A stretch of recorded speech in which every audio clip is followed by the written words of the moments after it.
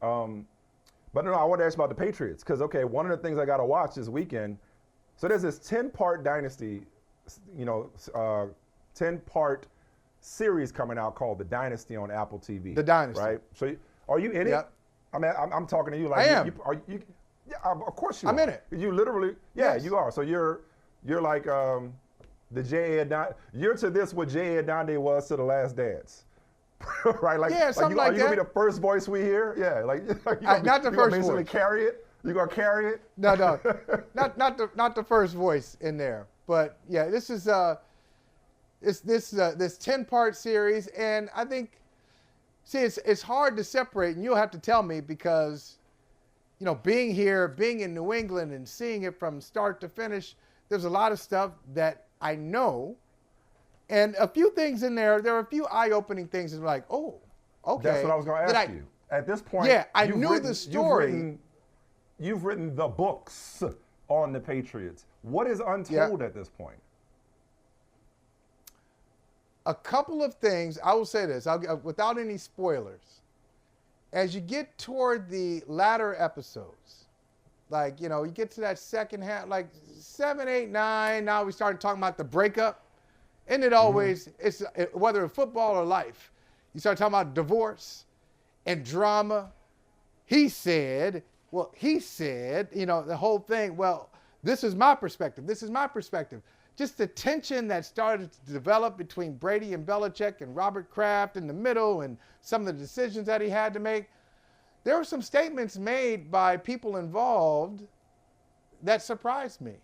And not just from Brady and not just from Kraft, but even some players.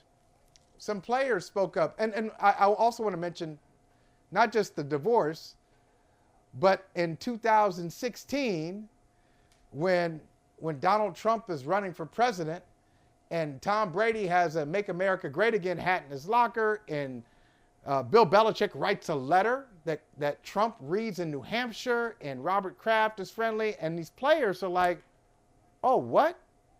I thought it was all about, hey, forget about your personal needs, your personal agenda. It's all about the team. So there are some statements from players about that time that are really interesting. So it's worth their time for sure. I read a quote from Brady where he said he wasn't trying to go back to the Patriots regardless of the money. Like, it felt like it was always about the money. Well, which, they go hand in hand. And I don't believe. They go, and I know they he go said hand that. in I don't hand. believe it. Okay. Well, just so people, I don't believe again, not to spoil it, but it's like, hey, Belichick didn't want to pay him what he got from Tampa, which at the time was still below market value, if I'm not mistaken, like 2 years, $50 million or whatever. And Belichick didn't want to pay him that because Belichick thought he was done. So, I mean, they go hand in hand in terms of, like, how Belichick felt about Brady as a player. But I didn't realize the amount of resentment that had built up. I mean, I knew they gotten kind of tired of each other, but not like Ward and Roses tired of each other. Oh, it was like, bad. They were like, like it was toxic, as the kids like to say nowadays, where he just didn't want to be around dude. He was trying to get up out of there. That was fascinating. I'm looking I still don't believe that. I don't believe you. Tom Brady wanted the Drew Brees. He wanted the Drew Brees contract. You know what? I don't believe you. I don't believe you. Can't say the next part. Bam, he wanted a 2-year, $50 million. Put it in a pocket. Pay the bill. He wanted a 2-year, $50 million deal. And the Patriots wouldn't give it to him. Dude was asking for a contract. So if Bill Belichick had come in and said, all right, Tom, you know what, man? Forget about that 2-year 50. How about three for 75? I mean, I don't know. I was tripping. 3 for 75. $60 million guaranteed at those 75. You're our guy. Come on. You're Tom Brady. He stays. I don't care what he says. Yes, he wanted to stay. He wanted to stay. And he had a tantrum. And that sounds like I'm blaming him, but I'm not. But he did. He had an adult tantrum. We all have had them. I've had many of them in the last few years. Adult temper tantrum. I had one 5 minutes ago. So he had one. Yeah. He had one when they wouldn't sign him. So he got pissed off. He put his house on the market. He started doing all, start doing all kinds of stuff that would annoy Belichick because he was stuff. out. Start cussing at his coaches. He wanted to stay. Not coming to training camp. He was heartbroken. Wasn't that the same when he wasn't coming to training camp, when he was taking time off? Yep. Same thing? Yeah. Mm-hmm. Yeah, okay. Yeah. All right. Well, we'll check it out. I think it's 2 episodes every Friday, so it is kind of like a Last Dance. 2 episodes every Friday, and I'm sure we'll unpack it. But I'm looking forward to seeing your contribution to this project. But yeah, I mean, it's a gift that keeps on giving, you know. And I can only imagine the untold stories that are taking place in real time in Kansas City. You know, like one day we're gonna have a Kansas City Chiefs documentary. Like, oh damn, like, you know, who knew? But not quite, because there's not the same amount of controversy, or it doesn't feel like the Chiefs have reached, you know, right. the die hero, live long enough to see yourself become the villain stage. Like, I don't know that the Chiefs have reached the point where either A, people hate them, or B, are sick of them winning. I don't know. Maybe there are people that are tired of the Chiefs winning. You know, maybe. I'm not. Well, I think I'm not either. I think they're more likable. I think they're more likable than their dynastic predecessors in New England. Oh, no question, because there's no. Also, let's face it, elephant in the room. There's no multiple Spygate. elephants in the room.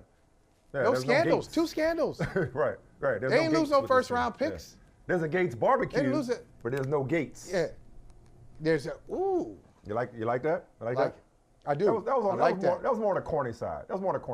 No, I like that. I like it. That was clever, but if I may say so, that was more on the corny side. That was more corny than clever. But I'll tell you, it was not corny. And one more thing. 45% corny. Yeah. One more thing. You'll be entertained by the contributions of Ty Law, you can imagine, Ty Law and Randy Moss, just for comic relief. Ty Law and Randy Moss will you'll get some laughs out of those. Okay. All right, we got a theme going here. We are talking dynasties. Feels like dynasties are the topic du jour, whether it's the Chiefs, whether it's the Patriots, the Niners participation dynasty. Let's take a break. We're gonna switch sports and talk about dynasties colliding in the NBA, or nearly colliding in the NBA. Thankfully we avoided this catastrophe. Oh man, that would have been something, to say the least. Hey, thank you for watching Brother from Another. If you haven't hit that subscribe button, go ahead and do that now.